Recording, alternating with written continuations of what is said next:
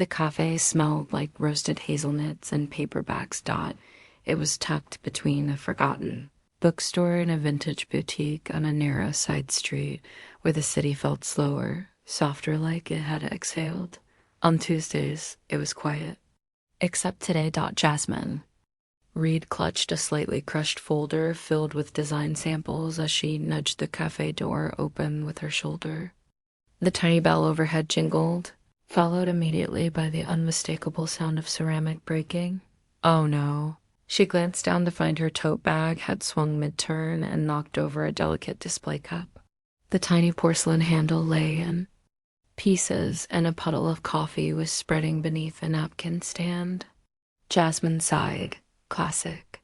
I'm so sorry, she said instinctively, crouching down to grab a handful of napkins. I swear I'm not always a walking disaster. Just not today. A quiet laugh drifted from behind the counter. Only disasters with impeccable timing. She looked up and froze. The man wiping his hands on a towel wore a white shirt rolled at the sleeves, slightly flour-dusted, like he'd just come from a kitchen. His hair was messy, but on purpose. His expression somewhere between amused and intrigued. He stepped out from behind the counter and knelt beside her, gently picking up the cup's broken handle. Don't worry, that cup was already chipped. She raised an eyebrow. Are you just saying that to make me feel better? He tilted his head. Yes, but it's working, right? A small laugh escaped her. It surprised her, the ease of it. She stood and extended her hand. Jasmine Reed, local designer, frequent apologizer. He shook it, his grip warm and sure. Miles Carter, former chef, current reluctant cafe owner. She blinked. You own this place? He nodded, then added with a sheepish grin. Inherited. It actually, from my grandmother. I'm just keeping it alive until I figure out my next move. There was something both calm and quietly restless in his voice, like a man in the middle of rewriting a story he hadn't planned to start over. Jasmine recognized that tone. She wore it daily. I came in to ask if you might want help with the front signage, she said, motioning to her folder. But I think I owe you a replacement cup first, he grinned. Tell you what helped me close up early today, and I'll trade you one fresh scone and a full tour for a design pitch.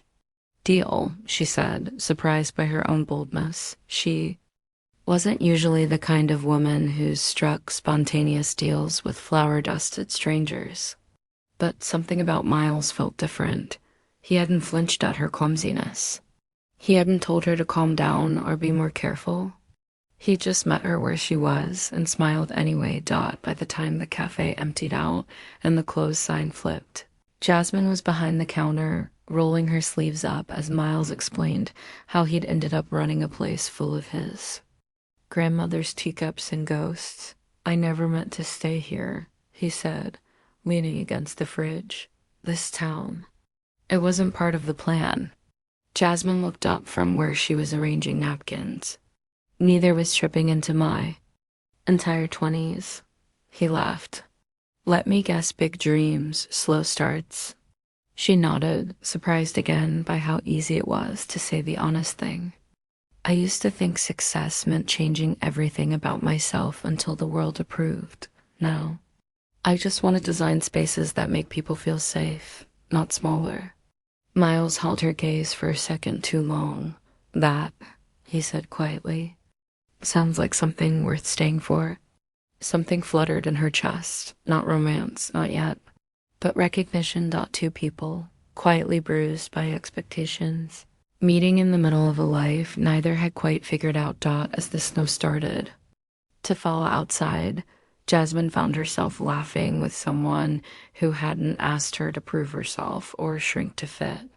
He offered her tea without correcting her sugar habit, asked questions without answering them for her, and listened like her words mattered. By the end of the evening, Miles handed her the chipped cup she'd broken earlier, now glued delicately at the handle. Keep it, he said. It's proof imperfect things still have a place. She looked at the mended porcelain, and then at him. She hadn't come looking for someone, But maybe, just maybe, she'd found someone who didn't want to change her at all. Jasmine. Reed lived in a cozy second-floor apartment above a quiet antique shop on Chestnut Street. The space was small but layered with charm, her own sketches pinned over peeling wallpaper, string lights curling across windows, and stacks of design magazines doubling as coffee tables. She liked mismatched patterns, oversized sweaters, and playlists that made her feel seen. Her world was equal parts creative and chaotic. As a freelance interior designer trying to grow a name in a town where most clients already had a guy, she spent her days balancing mood boards with marketing hustle. Most mornings began with coffee reheated twice, and most nights ended with her whispering pep talks to herself as she filed invoices or reworked rejected proposals. But despite the uncertainty, she never gave up. Jasmine believed deeply in beautiful spaces that told true stories, and more than that, she believed people should be allowed to take up space exactly as they were. Still, her past had trained her differently. She came from a world where success meant being polished, predictable, and pleasing. Her family, all lawyers and real estate moguls, treated design as a hobby and urged her to be more practical. Jasmine had spent years trying to shrink herself into their idea of acceptable. But moving to this little town 3 years ago was her quiet rebellion, a chance to breathe again. Meanwhile, just a few streets over, Miles Carter was trying to rewrite a story he'd never intended to tell. The cafe, officially named Clara's table after his grandmother, had become his accidental home. He'd grown up spending summers here, learning how to roll dough, listen to old jazz records, and solve problems with butter and patience. But he'd left town young, hungry for big kitchens and bustling cities. He had once been the rising sous chef in a Michelin-starred restaurant in Chicago, until the pressure broke something inside him. Burnout wasn't loud, it was slow and silent, like boiling water. He came home the night Clara passed and never left again. Now, Clara's table was a blend of memory and healing. The old wooden table still bore her initials carved into the undersides. The window boxes bloomed with herbs he replanted each season. Every recipe was hers, except the cranberry scones, those were his. Though he kept the place running, Miles still wasn't sure if he was staying or hiding. He hadn't figured it out until Jasmine walked in and accidentally knocked over a cup. Since then, something had stirred in him, a curiosity, a comfort he hadn't expected. Jasmine's laughter had color. Her questions weren't polite, but real. And when she talked about designing safe spaces, he realized he hadn't felt safe in a long time. The next few weeks wove them into each other's lives in quiet, natural ways. Jasmine stopped by the cafe more often, sometimes sketching at the window, sometimes bringing her laptop and sitting near the pastry case where Miles could glance up and see her thinking. They talked about dreams and detours. Miles told her about the cookbook he once tried to write and never finished. Jasmine confessed she sometimes felt like a disappointment to her family. Neither offered solutions, just presence. They were two people who weren't trying to fix each other. Just listen. Jasmine began working on new signage for Clara's table. She designed a gentle hand-lettered look, painted on reclaimed wood, and added a tiny hidden detail. A spoon tucked in a blooming flower. Miles noticed it the moment she held it up to him. "That spoon?" he murmured, brushing his fingers over the design. "It's Clara's," Jasmine said softly. "You keep it near the register." "I thought it should be part of the story." He didn't say anything at first, just looked at her like no one had ever seen him so clearly. That weekend, Jasmine invited Miles to her apartment to see her vision board for the cafe's interior refresh. He walked in, took one look at the space, warm, cluttered, unapologetically her, and said, "I feel like I just stepped into your brain." "It's perfect," she laughed. "You mean messy and a little too much. I mean alive." He didn't ask her to change. He didn't suggest a sleeker style or fewer layers. He just listened. And something deep inside Jasmine, something that had curled up in defense long ago, began to unfold. Their lives were still separate. He still started his mornings baking by 5 a.m., and she still worked late into the night editing designs. But now, there was a thread of connection running between them, a quiet rhythm, a space where they both fit without shrinking. And neither of them said the word love yet, but it was there, in glances that lingered, in shared silence, in the way they saved the best part of their day to share with each other. Two people, gently falling, not because they were trying to, but because in each other they found permission to be exactly who they were. It started with a rainy afternoon and a shared umbrella. Jasmine had stayed late at the cafe, rearranging indoor plants with a quiet intensity while Miles tested a new lavender shortbread recipe. The windows fogged over and the rain fell steadily, soft and rhythmic, like the town itself had slowed to listen. When the downpour showed no sign of letting up, Miles held out an old navy umbrella with fraying edges and said, "I'll walk." "You." She almost said no. Not because she didn't want to, but because the way he looked at her in that moment made her breath catch. There was something so tender in the offer, so quietly protective. It stirred a part of her heart she'd taught to stay asleep. They walked close under the umbrella, shoulders brushing now and then. Jasmine glanced up and caught him watching her, not in a way that made her feel scrutinized, but seen. "Do you ever think," she asked, her voice soft beneath the patter of rain, "that the right people don't ask you to become anything else?" Miles was quiet for a beat, then said, "I think the right people help you remember who you were before the world asked you to forget." Her hand tightened around the umbrella handle. It wasn't just the words, it was the way he said them. Like he wasn't trying to impress her. Like he was offering a piece of himself and hoping she'd take it gently. The walk back to her place took 10 minutes. It changed something forever. After that, moments between them started to glow. They began to trade playlist songs that made them feel braver, understood. Miles introduced Jasmine to old jazz records on his grandmother's vintage turntable. Jasmine showed Miles her favorite city cafes through photo collages, dreaming out loud of designing her own one day.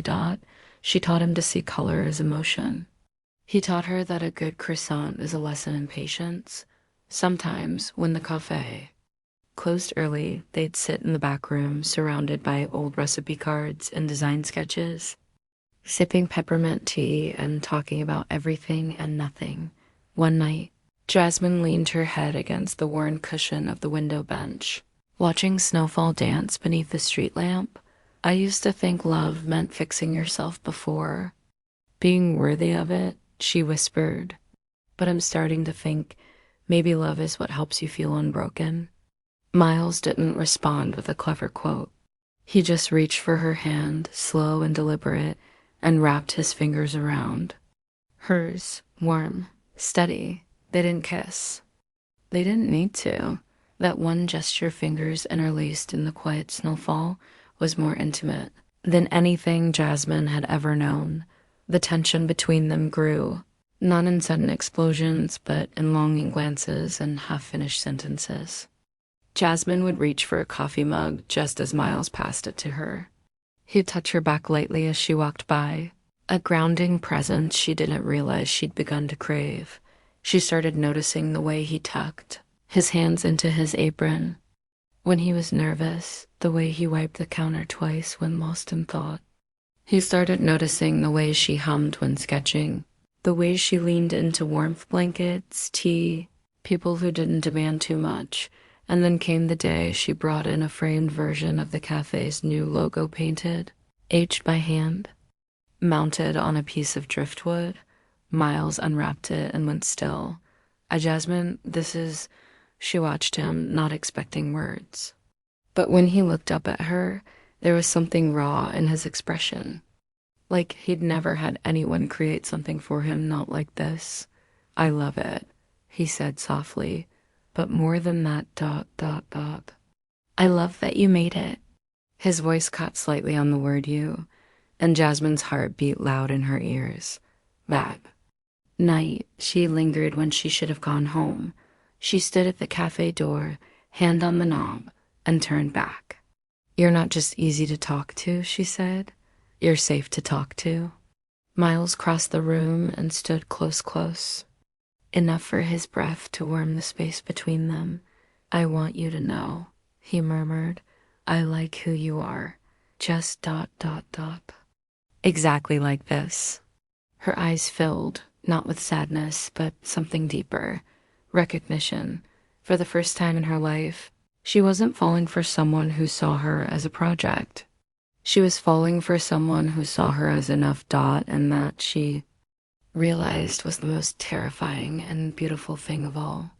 Winter melted slowly into spring, and with it came a quiet shift in the rhythm of Jasmine and Miles' lives. What began as casual walks and lingering conversations had become something more permanent. Though neither of them spoke the word love aloud, they didn't need to. It was in everything they did. Jasmine had started leaving her sketch pad at the calf, not out of forgetfulness, but because something about being near Miles gave her ideas she didn't want to lose. He'd often find it open on a counter, filled with designs for a space they hadn't even talked about, yet a space that somehow felt like theirs. One Sunday, Miles invited her to the farmer's market. It wasn't anything grand, just fresh bread, baskets of herbs, and rows of wildflowers stretching in every direction, but Jasmine hadn't felt that peaceful in years. Miles walked beside her with a quiet contentment, letting her stop at every stall, smiling as she picked out pale yellow tulips and bundles of lavender. Why lavender? He asked, handing her a jar of local honey. It smells like calm. She answered, and I've spent a lot of years chasing calm. Later that day, they cooked together in Jasmine's tiny kitchen.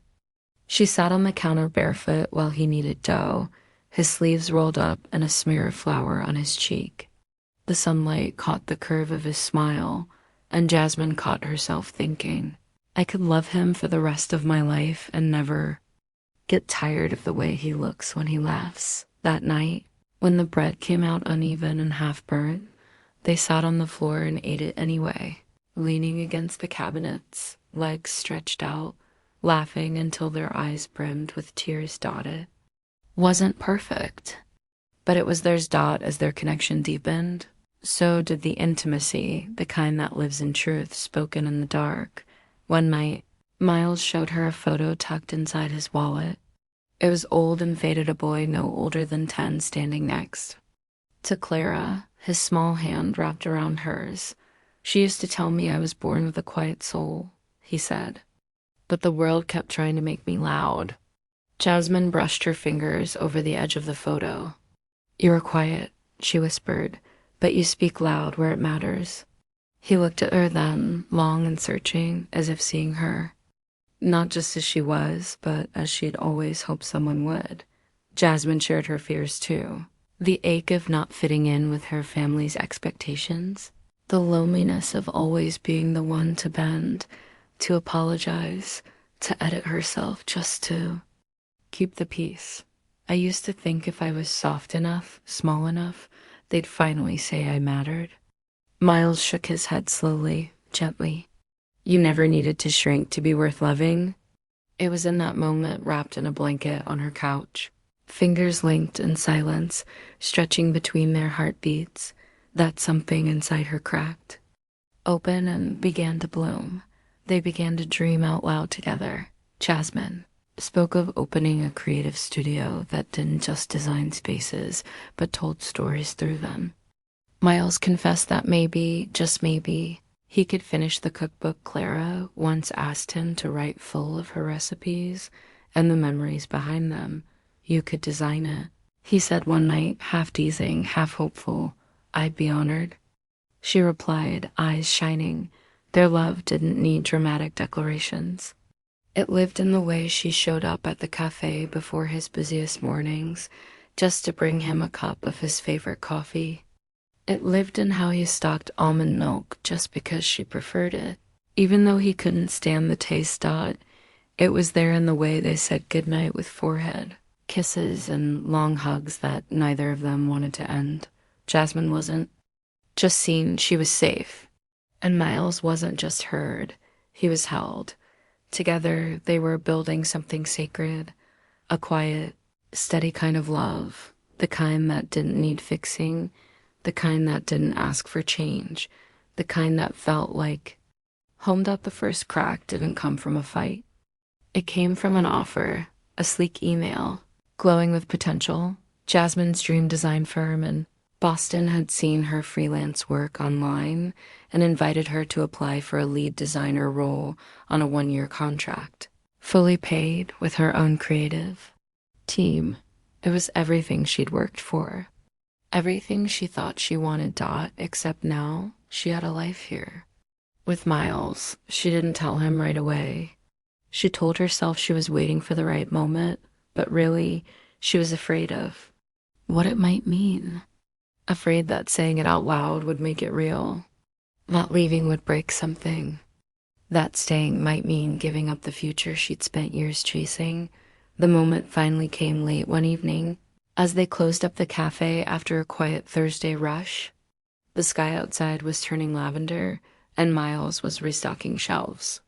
While humming under his breath, Jasmine turned the email toward him on her phone. "I got this," she said quietly. He read it. Slowly, carefully, and then nodded. "That's amazing," he said, voice steady. "You must be proud." "I thought I would be," she admitted. But now, I don't know. He didn't try to talk her out of it. He didn't tell her what to do. But something unspoken settled between them, something heavy and uncertain. After that, their conversations grew cautious, softer, like walking barefoot. Across glass, Jasmine tried to pretend everything was normal still. Designed mock-ups for the cafe, still laughed at Miles' terrible puns, still kissed him goodnight at her door, but a part of her was already somewhere else. In an office with glass walls. In a city skyline that didn't smell like cinnamon, roles and second chances, and Miles, he saw it. He felt her drifting. He didn't know how to ask her to stay without making her feel caged. He loved her because she was bold, curious, unafraid to want more. And yet, the thought of her leaving twisted something inside him until even the kitchen felt cold. One night, the silence between them cracked open. They were in his apartment, sharing takeout, half watching an old film. Jasmine stared at the untouched food and finally said, "Why haven't you asked me to stay?" Miles put down his chopsticks slowly. "Because I promised myself I'd never be the reason someone gave up on their dream." She looked at him, eyes glassy. "What if I don't know what the dream is anymore? Then you figure it out, but not for me, for you." He tried to smile, but it broke halfway. "I love you, Jasmine. That doesn't mean I own your future." It hurt more than if he'd yelled, more than if he'd begged her to stay, because he meant it, because he was letting her go with love still in his hands. The next morning, she emailed the firm back and asked for more time. But deep down, she knew she couldn't stall forever. That weekend, everything came to a head. Jasmine's parents came to town unexpectedly. Over dinner, her mother, graceful, clipped, still polished even in jeans, asked, "So, are you finally moving forward with something meaningful?" Jasmine opened her mouth, but Miles beat her to it. "She already has," he said calmly. "She's creating something beautiful here." Her mother raised a brow. "In a coffee shop?" Jasmine froze. So many years of trying to explain herself, trying to translate her heart into something her parents would understand. And now, Miles was trying too, but it was a losing battle. Later, outside the restaurant, Jasmine burst into tears. "I can't keep doing this," she whispered. Being pulled in two directions, feeling like I'm not enough for them and too much for everything else. Miles didn't try to fix it. He just held her as she cried, as her pain soaked into his shirt. As years of pressure and longing spilled out like ink, he didn't say, "It'll be okay." He just said, "I'm here." That night, she lay awake thinking about everything: Boston, her parents, her love for design, her love for him. How could two dreams feel like they belonged to two different versions of her? And which version deserved happiness? The sun rose heavy the next morning, filtered through a veil of spring rain. Jasmine stood barefoot in her apartment, her phone in her hand, the Boston offer staring back at her like a mirror she didn't want to look into anymore. The cursor blinked in the reply field.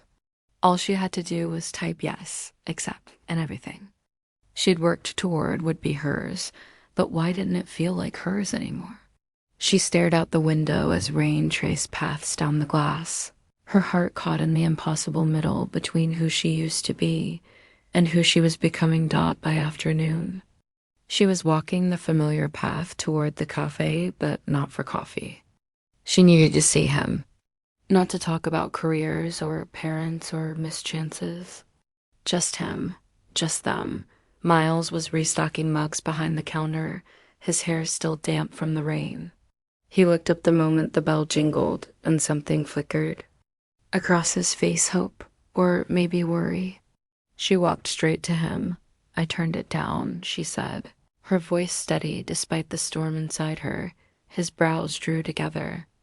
"The offer?" She nodded. "It wasn't my dream anymore." "Not really. It used to be. But I think somewhere along the way I outgrew it. Or maybe I finally saw it clearly." Miles didn't speak, but his eyes never left hers. Jasmine reached into her coat pocket and pulled out the tiny folded sketch she'd made the night before. She handed it to him. It was a design. A concept for a community creative space, part cafe, part studio. Open mic nights, design workshops, a library corner. Soft lights and open arms. "We could build something here," she whispered. "Not just for me, not just for you, but for people like us, the ones who've been told to shrink, to compromise, to change." He unfolded the paper slowly, carefully, like it was a love letter, and maybe it was.